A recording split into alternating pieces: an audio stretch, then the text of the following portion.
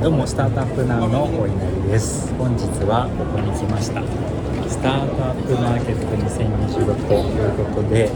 チームメイクキャピタルというですね、HR に非常に特化しているベンチャーキャピタル松永さんが GP 代表やられてますけれども、が発起人となりながら、かなり多くの VC さんだったりスタートアップと連携しながらやられているカンファレンスです。こういった形でですね、スポンサー企業様もたくさんいらっしゃいます。そして実はですね、スタートアップナウも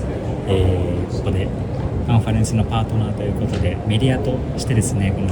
カンファレンスにぜひ貢献したいなと思いまして、こうやってカメラを回させていただいております。いや、めちゃめちゃいいですね。このイベント楽しみです。スタートアップナウとしてもですね、この起業家の物語たくさん届けておるんですけれども、やっぱり企業さんが困っているのって採用の部分だったり、また僕としてもですね、いろんな方々にこのエコシステムに入ってきてほしいなという思いがある中で、2000人以上の申し込みがあるということですので、これはいろんな出会いがあり、エコシステムが広がるような素晴らしいイベントになってるんじゃないかなと思っております。そして最初にですね、もう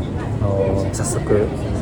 セッションがめちゃめちゃ豪華なものがありますんで、これめちゃめちゃ楽しみで今から参加してみたいと思います。それではぜひ最後まで見てください。一番最初のセッションはですね、めちゃめちゃ豪華なんですよこれ。なんとですね、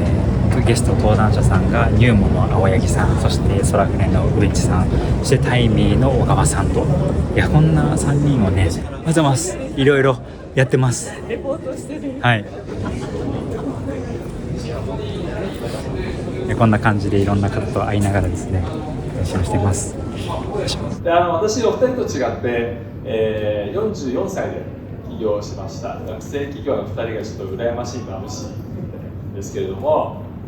幸いなことに、グリーは社員番号20でですね、10年間、とても伸びた時期もすごく苦しい時期も一緒にやらせていただいて、それがその自分のベースになったなというのと、その後メルカリという、グリーとは全く違うカルチャーの、会社に入ってで、それぞれその違うタイプの企業家と一緒に働いて、やっぱりどんどんその自分の中で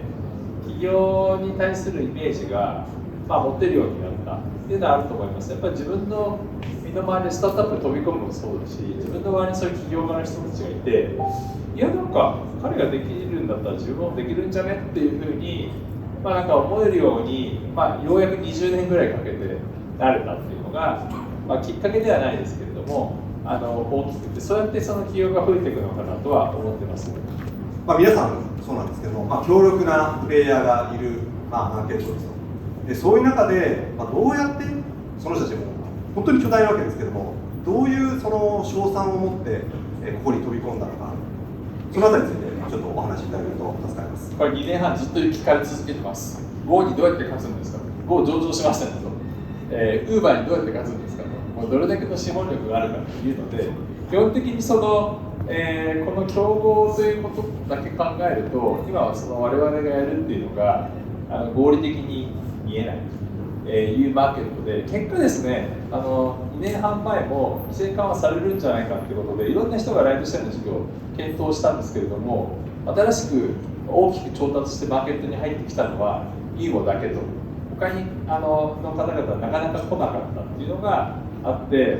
なんかその競合がいる中では、やっぱマーケットがもしかしたらお客様のペインがめちゃくちゃ大きくって、それに対するなんか自分たちだけが知っている勝ち筋があるか。で、その0 to 1っていう本がありますけれども、ピーター・ティールですね。彼はその中でそのシークレット、自分たちだけが知っている真実っていうふうに、日本語で訳されているんですけれども、それがあるなというふうに自分たちが確信をして、それを数少ないですけどベンチャーキャピタルの方々が信じてくれる、そこまで大変だけどやるならっていうふうに、自分は決断をして、それを応援してくださる方がいて、この、ジャーニーが始まったというところです。正直何も考えてなかったですね。参入した時はやっぱ学生でもありましたし、なんか好きなものを好きなように作るっていうところに、それがなんかスタートアップだというふうに思ってたんで、最初に作ったものってなんかアルゴリズムのオリンピックみたいなのを作ったんですけど、サイト上で世界中のエンジニアを集めてアルゴリズム競争させて賞金を払ってそれを買い取って、なんとか金が稼げるんじゃないかと思ったんですけど、全然お金が稼げなくて、でそこからこう市場とは何ぞやみたいなものに向き合うようになり、お客様に価値を提供して売り上げが上がるようになってきたみたいな感じなんで、最初はなんか既存のプレイヤーがここにこういてこういうふうに参入したらこうやって相手を倒せるとか全く考えてなかったんですけど、意外とやっていくうちになんかそういうものが見えてきて、で今はその大企業、それこそ大手の重工企業だったり大手のメーカーさんだったりに対して、我々が何をなんでしょう、差分を出せてお客様に選んでもらえるのかみたいなところはもう少しうまく言語化できるようにはなってますし、実際にそれが当たってるから伸びてるっていうのもあるんですけど、最初はそんなに考えてなかったですね。でアマプラとかで見れるシリコンバレーっていうのがドラマあるじゃないですか。あれでなんかそのめちゃくちゃ印象的なのはDon't make revenue makes you shit みたいなこと言うんですよ。その売り上げを作るな、売り上げをお前をクソにするんだみたいな、そういうのが最初スタートアップだと思ってたんで、だから最初は全然考えてなかったです。なるほどですね。なんか自然体で始まったということなのかなと思います。とはいえですね、現在はその、防衛系のところ、国であるとかですね、そういう人たちを、相手にですね、ビジネスを、進めていらっしゃるわけですけども、それまでの自然体のやり方から本当に大企業がやってるような、お客様を相手に、少しシフトチェンジしたというかですね、やり方が変わったということだと思いますけど、そのきっかけであるとか、それをやる中でそれでも勝てるんだって思った、ところとか、そのあたりどういう感じでしょうか。そうですね、最初はその作ったアルゴリズムをなんか API 的に公開したらトランザクションが生まれてお金が稼げるみたいな、すごい AWS みたいなものを想像してたんですけど、それは全然うまくいかなくて、っていうのもその人工衛星とかを自分たちの自社のビジネスに組み込むとか言われても想像できないんですね、一般的な企業の皆さんは。ユースケースが想像できないんで、自分たちでその機械を作らないといけなくて、そのビズデブ的な動きを始めて、最初は自治体とか大きいインフラを持っている企業様に当たりに行くんですけど、単価がめっちゃ低かったんですね。大体中央値で1件当たり300とか500万とかで、地方自治体って1700ぐらいしかないんで、300万の 100% しか取っても年間50億ちっちゃいなみたいな、やっぱり一発100億みたいな1000億みたいな契約を取らないとなってなったら、やっぱ国とかしかなくて、じゃあ国に行こうってなったんですけど、日本の国ってなんか硬そうじゃないですか。もうちょいフランクな国ないかなって、アフリカに行ったんですよ、僕は。で、社員の3番目のやつがアフリカ人だったんですね。でそいつが土日牧師をやってて、日本で。でそこにアフリカ人の、いろんな大使が通ってて、で国の悩みを吐露してたんで、その中に国の資源が盗まれてるんだみたいなことを言っていて、国資源が。じゃあ衛星で見ようみたいな。でデモ作って持ってったら、アポ取ってあげるって大使に言われまして、在日コンゴ大使に。最初のアポが防衛大臣が出てきたんですよ、本当に。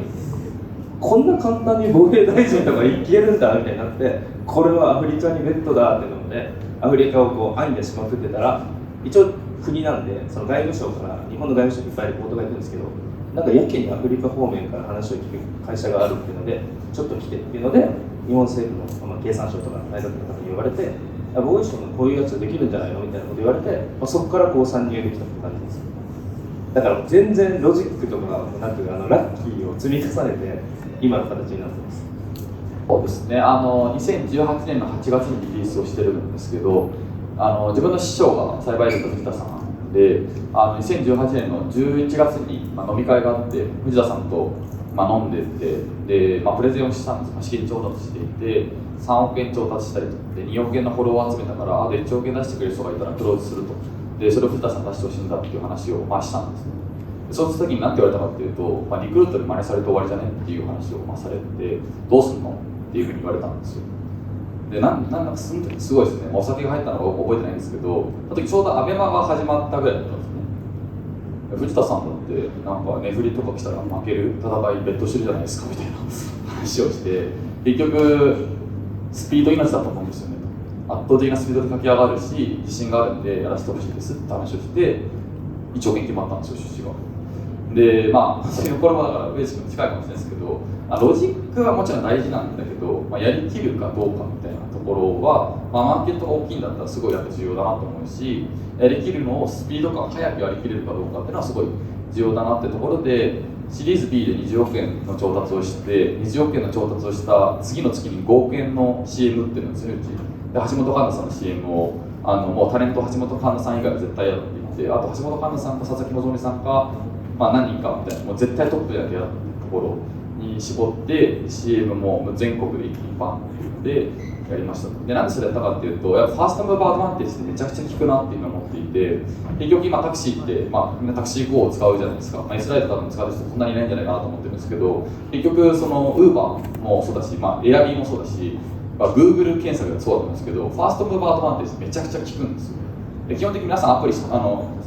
くときって1個のアプリしか開けないじゃないですか。スマホに2個アプリ開くの無理ですよねって話でいうと、1個しか開けないっていうのはめちゃくちゃ重要な話だと、まあ、メルカリでもまさにそうだと思うんですけど、まあ、そこを取り切れると果実が大きいっていうのが分かったので、もうCM を最初から打ってメジャー感を出すっていうのを、まあ、投資をしました。僕はタイミングに入ったらすごい貢献できると思います。僕副社長で来てほしいなって話したんですけどフィンテックの事業を立ち上げられていて、上場もされて、まだまだ伸びるポテンシャルがその著しくあるんですけど、ちょっと私、前の会社でもフィンテックやっていて、ちょっとその立場上ですね、ちょっとタイミングには今、入れないなと思います。でも1社置いてるんで大丈夫ですかね。あ、そういう問題じゃない。どっちに行くかっていうとすごい難しい話なんですけど、僕はベースはそんなスキルが高くないんで、ただ飛び地みたいなことはうまいんですよ。多分そっちが求められる方に行こうかなみたいな。あんまりなんか業種とか業態とか事業内容とか人とか超興味あるわけじゃないんで、なんかこうアフリカに行きたければ僕を呼んでくださいっていう感じですかね。まあそういう飛び地が欲しければ呼んでいただければって感じで、まあ、でもスキルセット的にユーモノさんの方が活躍はできるかもみたいな感じですかね。そうインターンで入る可能性があった僕が21歳の時に、まあ、結局僕クラシル行っちゃったんですけどね、まあ、その時の熱狂っていうんですか、熱気というんですか、オフィスすごかったんで、それはすごい、ね、記憶に残ってます。なるほどですね、ありがとうございます。それでは小川さんお願いいたします。いやー、でもなんか同い年だとやりづらいよね、多分俺らね。俺らどっちに入ったとしてもお互いが多分ちょっと上下っていうのがやりづらいんで、まあ京都大学とかだったらいいですけど、なんかそれはちょっとやっぱ青木先輩にいろいろと教授いただきたいなっていう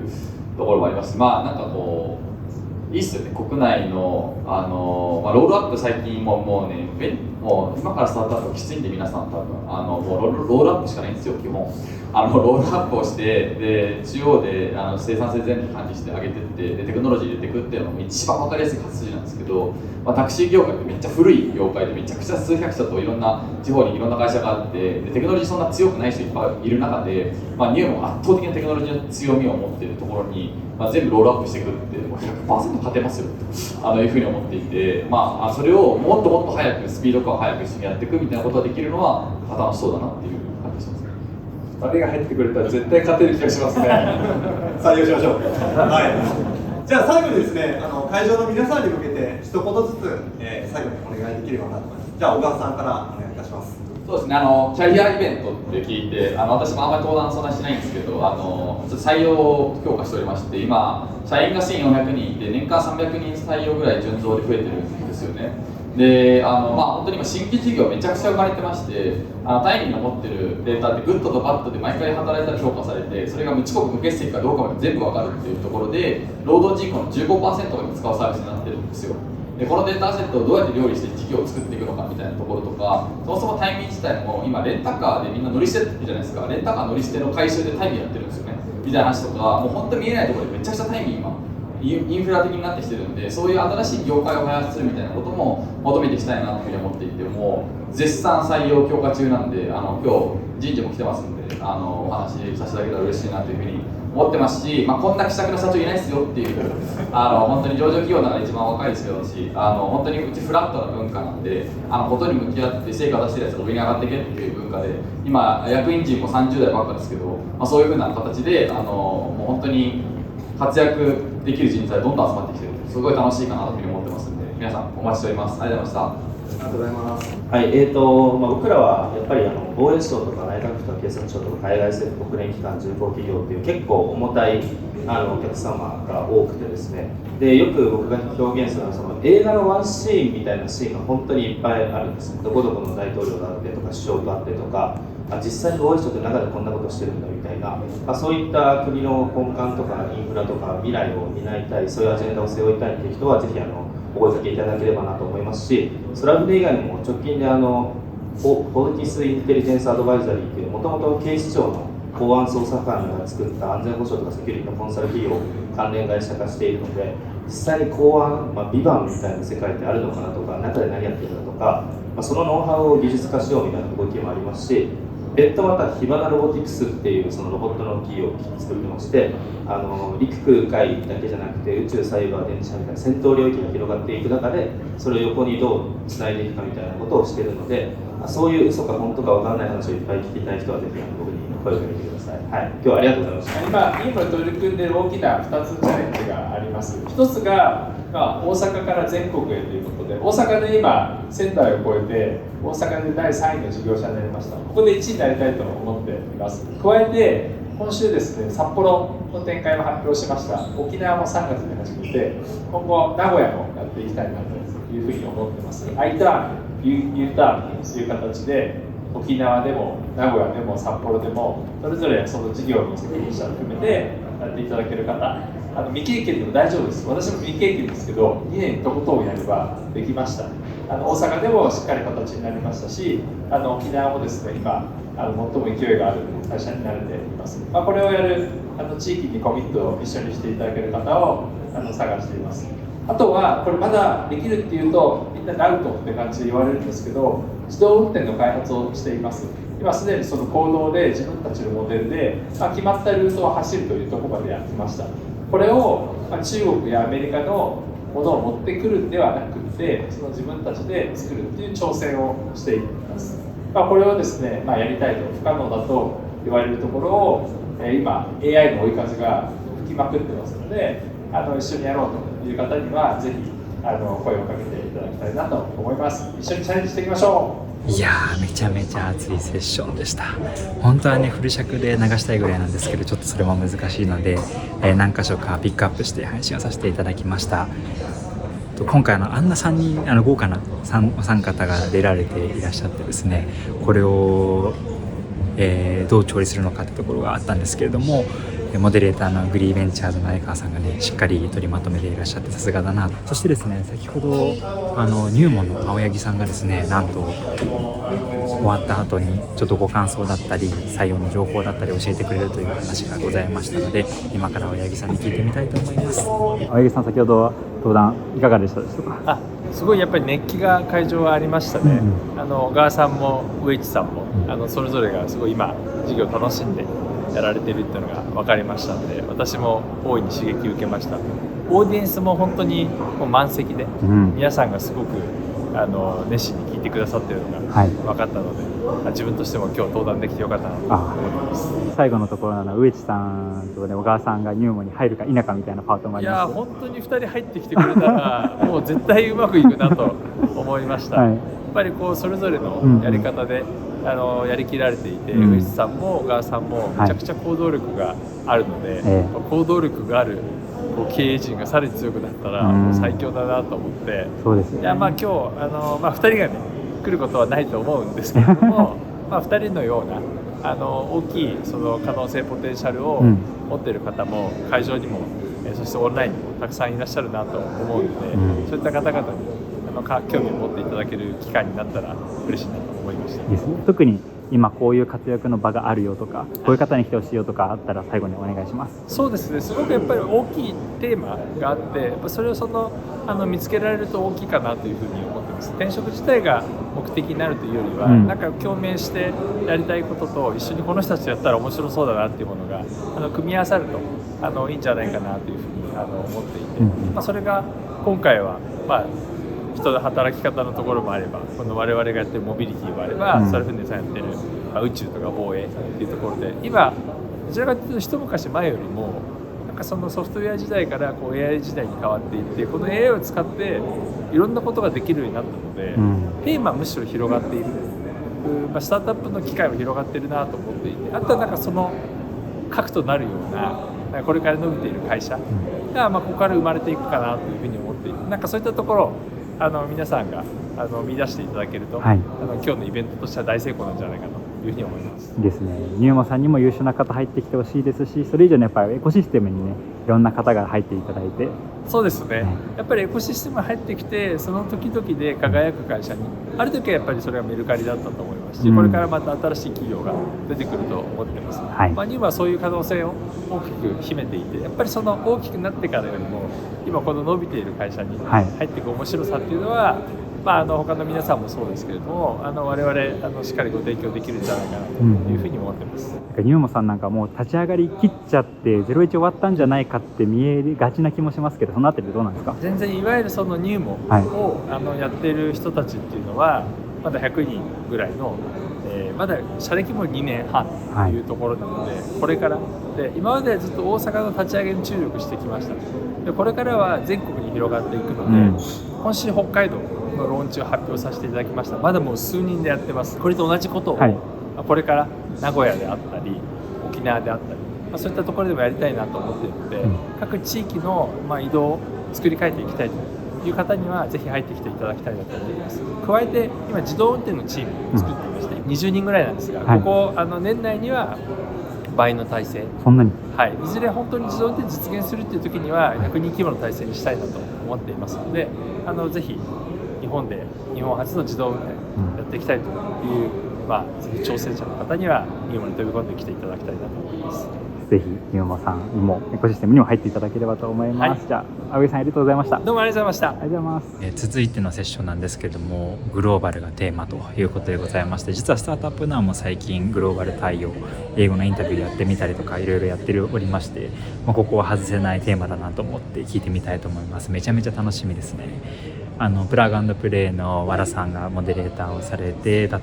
アルファの勝岡さんと、テラドローンの徳重さんと、日本農業の内藤さんですね。いやめちゃめちゃ豪華なセッションです。楽しみです。それでは行ってみましょう。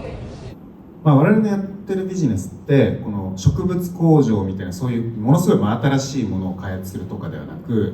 リンゴだとか抹茶だとかっていうものを生産性今までのやり方よりも上げましょうだとか、規模拡大、農地を集約しましょうみたいな、結構この既存産業からの延長線上でこう構造を変えていくみたいなアプローチを取っていますと。で農業みたいなものすごい規模が大きくて、で生産性が悪い産業はすごい派手なアプローチというか、そういうアプローチが有効だと思って、それをやってるんですが、その観点で言うとDay Oneでグローバルのポジショニングをして良かったなっていうところは、やっぱりなんていうか、既存のプレイヤーとバッティングしないポジショニングができるっていうところですね。この我々としてもなんか我々の売上規模とかからすると、この売上100億とか200億の国内に流通をさせてる成果の会社さんって結構いるんですけど、100億とかで海外メインですよみたいになると、それ100億じゃなくて10億とかでも結構レアになるので、そういう意味で言うとなんかそのポジショニングを取れることによって、そこの王道の産地での規模を拡大しますみたいな時に、あなたたちはその国内の流通でみんなと既存の人たちとバッティングするわけではなくて、新たな需要を開拓してくれてるんだねっていうところで、かなりいろいろ下駄は履けたなっていうところはあるので、そういう意味で言うと既存産業の延長線みたいなところで言うと、やっぱりみんながタップできてないところをやるっていうところはある種ちょっと違いますよっていうところでの最適化の動きにもなってたなと思うものの、別になんかそのポジショニングを取りたくてグローバルをというよりは、和田さんにご質問いただいたような、課題の取っかかりとしては、日本のリンゴとか日本のフルーツってめちゃくちゃ美味しいのに海外でこんなに売れてないのってなんかおかしいし、もっとチャンスがあるんじゃないかみたいなところから、始めてるんですが、それやっていくうちにやっぱそういうポジショニングのところではいろいろ良かったなというところもあるって感じですかね。1000億円規模に上り詰めているのが徳重さんなんですけども、徳重さんこの圧倒的なスピードでグローバルプラットフォームを設計された背景には何があったのかお話しいただいてもよろしいでしょうか。会社って大変なことだらけなので、それを継続することが重要で、僕が思ってるのは、僕は世界的には日本が非常に強かった、時価総額トップ20のうちの8割日本だったっていう世界を知っている人間なんですけども、それでは今そのアメリカと中国のトップ時価総額20を見たときに、もう半分スタートアップが大きくなってるわけなんですよ、この20年で。要はもう今もう AI もそうだし、もういろんなことがもうディストラプティブで、もうめちゃくちゃダイナミックに変わるわけですよ。でそれって要は伝統的な会社も没落するし、かつすごく伸びるチャンスがあるっていうことなんだけど、日本の時価総額20ずっと変わらないんですよね。就職ランキングも変わらないんだけど、そこに対する僕は激しい怒りみたいなのがあって、で要はじゃあメガなんで本当にメガベンチャーになろうと思って、まだまだ僕たちもひよこレベルだと思ってるんだけど、いや本当に世界でやっぱりやるしかないなっていうのがあって、で特に新産業であればどこも新しいので、特に新しい、インターネットもそうだしドローンもそうだし、みんなわーっとそれにもう情報って溢れてるじゃないですか。みんなすぐやるので、そういう意味では同時多発的に新産業でやるっていうのが大変なんだけども、勝つためには大事かなっていう、そういう信念のもと始めてるんで、マルチプルに戦ってきてますっていうのがあるっていうところですかね。あとは戦ってみて分かったんだけど、イーロンとかシャオミンのレイジンとかアホみたいにすごいやつがいるんだけれども、シリコンバレーの連中でもほとんどのやつは大したことないので、いや本当なんですよ。そこが分かることも重要で、いやハッタリのやつらも多いですし、要は企業家っていろいろいるじゃないですか、要素が。それ総合的に持っててほぼいないですよ。大変な時に耐えれるとか逃げるやつも多いですし、だからそういう意味では、言葉の壁は引き続きあるんだけれども、だからそれってだいぶもういろんな意味で言葉もバリアなくなってきてるわけなので、そういう意味ではやっぱり何よりもね、やっぱりマインドセットが極めて重要で、なんで今上場ゴールド小粒上位みたいなのが多くなってますのでダメよとなってますけども、やっぱり突き抜けるスタートアップが出ないと、それはやっぱりもう世界で勝つしかないっていうのがもうそこしかないので、そこに愚直に挑戦しているっていうのが我々ですかね。はい、日本のこのスタートアップの領域の課題として、やっぱり早く国内で固く上場してほしいっていうプレッシャーを受ける起業家の方々も多いかと思うんですけども、これを日本のこの投資環境を世界で勝てる基準に変えるために何を変える必要があるかと思われますでしょうか。難しい質問ですね。でも一つあるのは結構変わってきてますよっていうのは、この10年スパンで見るとねっていうのはやっぱ結構感じるところがあって、というのも構造的な問題なんですよね。要は日本の場合って投資家の気持ちからすると、僕らも人のお金を預かって運用してるのでちゃんと返さないといけないってなると、日本って世界で見ても急なぐらい上場しやすい国なんですよ。上場維持基準が上がったとて全然しやすい、アメリカとかだと1000億とかいかないと上がれないよねって感じなんですけど、日本だといまだに100億で上がれちゃうっていう、こういう構造で、確か2年とかで上がれちゃう。投資家からすると2年でサクッと上がってもらえるって結構ありがたいっていう感じなんですよね、普通に考えると。なので下手すると僕たちも海外に行くのを後押しするよりも、とりあえず日本で上がっとけよみたいになっちゃうっていうのは、これ投資家側の大いなる反省、多分猛省しないといけない。だから大きいスタートアップが、本当に大きいスタートアップが生まれにくい環境があったっていう感じがしているというところです。でただ直近でいくとですね、本当この10年ぐらいで、例えば私がグローバルベインって会社に入った時って、グローバルベインのファンドサイズって50億だったんですよ。今4000億ぐらいですよ。とんでもなく大きくなってるし、1000億クラスのファンドがボコボコできてきてるんですね。でこの1000億クラスのファンドをどうやってリターン出すのかってみんなちゃんと考えないといけなくて、で VC の目線でいくとやっぱ3倍にして返したいんですよ。1000億であれば3000億を僕らに投資してくださった機関投資家にお返ししたい。3000億ですよ。半端ないですよって話になるんですよね。で3000億どうやって返そうかってなると、日本でちっちゃく上場されてる限りはいつまでたっても回収できない。例えば200億円で上場してましたと、投資先が。でおそらくシェアって持ってて 10% とか 20% なんで、そこから回収できる金額で10億20億じゃないですか。これ何個やれば3000億になるんですかみたいな話で、100社上場させないといけないの、そういう構造になるんですね。だから投資家の意識としても、特に大きなファンドやってる方々の意識としてはやはり大きなチャレンジしてほしい。でそうなるとグローバル前提に戦わないといけないようになってきているので、まさにここからお二方のようにグローバルでどんどんチャレンジしていく、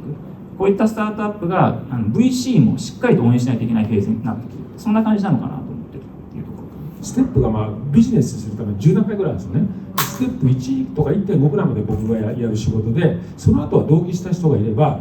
こうつなげていくのでっていうのと、あとは役割分担で僕は僕でそこに対しての責任があって、で要はつながってるやつも自分ではそれなかなかできないから、それをやってくれる僕にリスペクトもあるみたいな、そこら辺のこう、いい関係性の中で、いろいろやってはいるんだけど、組織が成り立ってて、なので3つやってる中で今はこれみたいな、今はこっち注力みたいなので、かなりこうなんですかね、注力領域が変わるんですよね。でインドだって別にうまく全部いったわけじゃなくて、1年半前ぐらいに僕1年ぐらいインドからやって、もうリストラも含めてかなり立て直したんですよ。で今上場準備に行くみたいなのがあるので、おかしくなった時にディープリーに踏み込んでいって話をして、でディープリーに踏み込んでいるので、大体毎週の話を聞いてても、そこおかしくないか、ここどうだみたいなのが分かるので、いいアドバイスというか、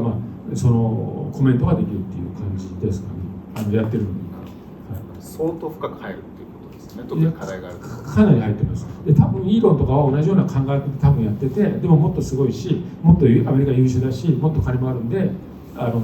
スペース X もあれ見たら CEO ですげえ女性の方がもうあれ20年ぐらいか分かんない、ずっとやってて、でああいうのが僕何人かいるんですよね。じゃないとなかなか難しいので、そのナンバー2みたいな人を何人も作っておけば多分マルチプルにできるんじゃないのかなっていうのが、別に教わってもらったわけでもないし、本人も書いてないんだけど、なんかやってて最適化していったら勝手にそうなったみたいな、そんな感じなんです。基本的にやっぱりグローバル行くっていうのはもうグロースが全てっていうのは本当そうなんだろうなと思っていて、確かにグローバルに関わらずですけど、いろんな会社の取締役が出るわけですよ、私も。でその中でやっぱりいかにグロースしてるかをやっぱ投資家しっかり見てて、でおっしゃるように訴訟だとかなんかそういういろんなものが起こるんだけど、そこは気にはなるよ、気にはなるし、僕たちの投資家に対して報告しないといけないからちゃんと詰めるんだけど、ぶっちゃけそこにそんな時間使ってくれるんだっていうのは本当正直なところなんで、なんかある程度不真面目じゃないといけないんだろうなっていうのが改めて思った。よってイーロン・マスクやっぱ強いんだなみたいな、はい、だから僕たちもアメリカって結構ビデオっていうかね、ネットフリとかああいうのでいろいろあるんですよ。ウーバーとかエアビーとか、それからあとはウィーワークとか、あとはバイオの詐欺師だった女性とか、あれ僕全部見てるんですけど、もうはっきり言ってむちゃくちゃですよ。もうむちゃくちゃなんですよ本当に。いやでもあれぐらいの感覚でやらないと、いやもう日本で本当にもうなんていうのかな、もうすごいやっぱりねやりにくいです本当に。だからメンタリティーだと突き抜けたら生まれないですよ。だってイーロンだって本当2018年もう潰されのって追い出されようとされてましたから、いや本当に。なのでちょっと日本のそこの組織なんていうか、ね、空気感って僕よく言ってるんですけど、すごいやりづらいんですよ。で僕半分海外行ってるからそれに馴染まないようになってるんで、日本だと相当変わっちゃってることになるんですけど、でもそれはちゃんと自分に信念があれば関係ないでしょみたいな。海外という文脈で今抹茶の輸出をとにかくうちは強化していっていて、アメリカ向けにメインでやってるんですが、これからヨーロッパだとかそういうところにも展開していきたいと思っているので、そういう販売をする営業マン、新しい拠点立ち上げとか人とかを探しています。迷ってる人みたいなところで言うと、やっぱり我々も10年間やってきて大変なこともいろいろあるんですが、死が近かったりとか、本当に大変な時こそ生きてることを感じたりだとか、やっぱすごいハードシングスの後夕日が綺麗に見えたりとかもあるので、やっぱリアルビジネスで海外っていう風になると新しいマーケットを作る結構大変なことも多いんですが、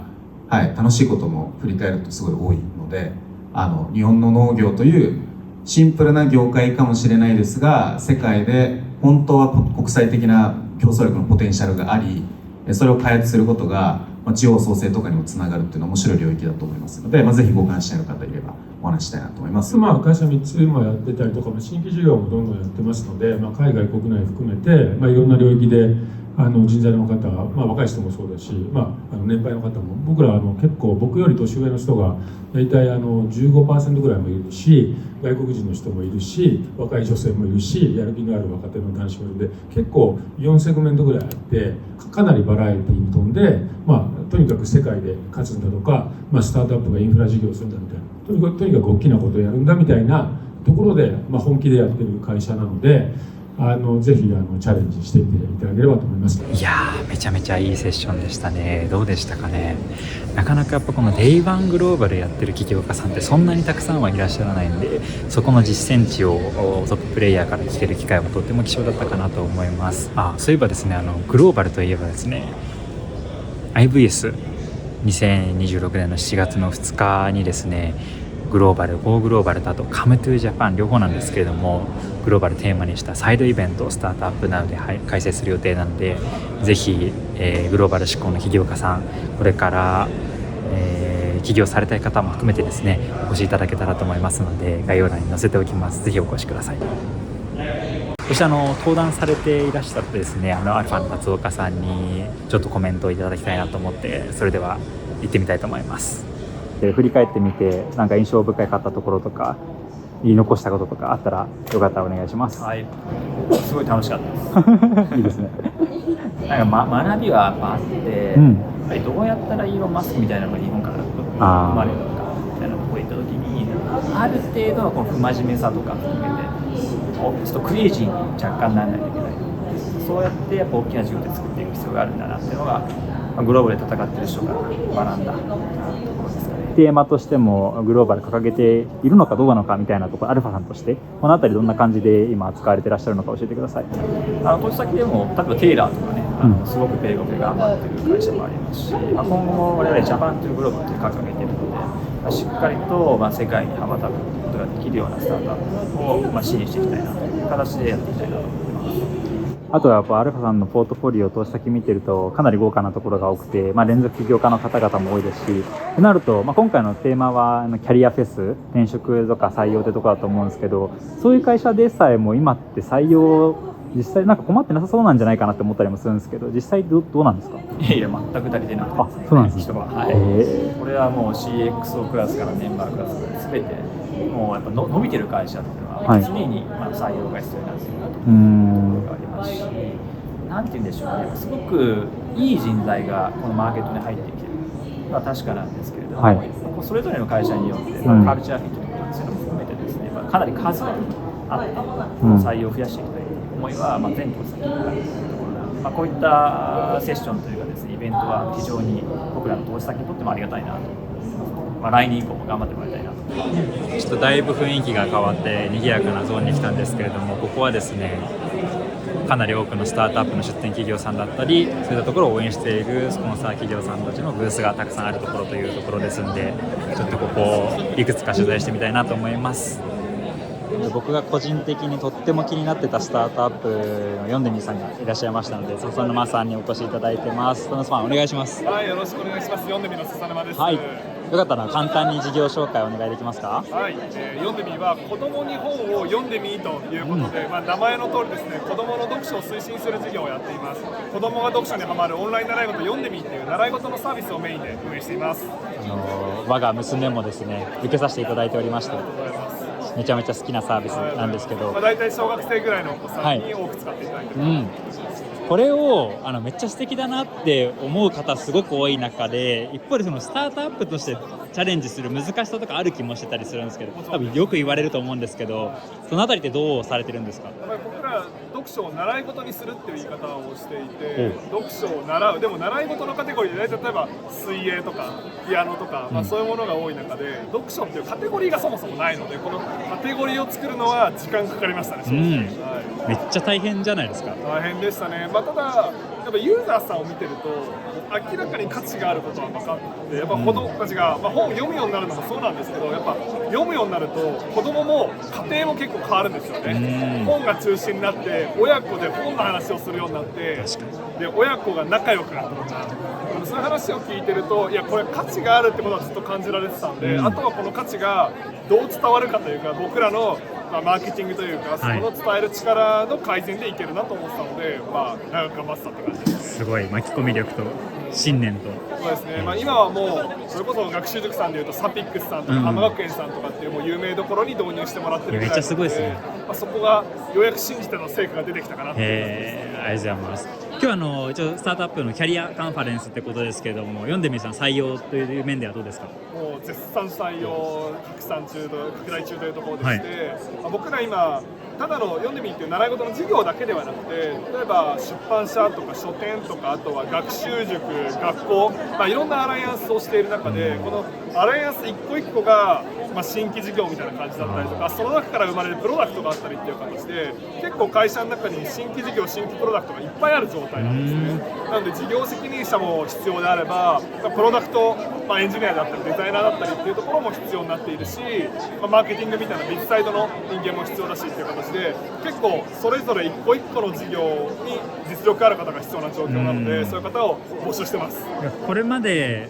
入られる方の共通項じゃないですけど、何が多いんですか？そういう新規事業に興味あるのか、なんかもうこの領域がすごく好きなのかとか。領域ですね。本があるから今の自分がある。本がなかったら今の自分はない。だから本をそれは子供だけではなくて大人も含めて、周りにちゃんと本とか読書っていうものを届けたいっていう、そこに原体験がある方がほとんどですね。そういう方ってでも結果的に高学歴だったり仕事めっちゃできたりしそうですね。おっしゃる通りで、もう全部リファラルがこれまで多かったので、かなり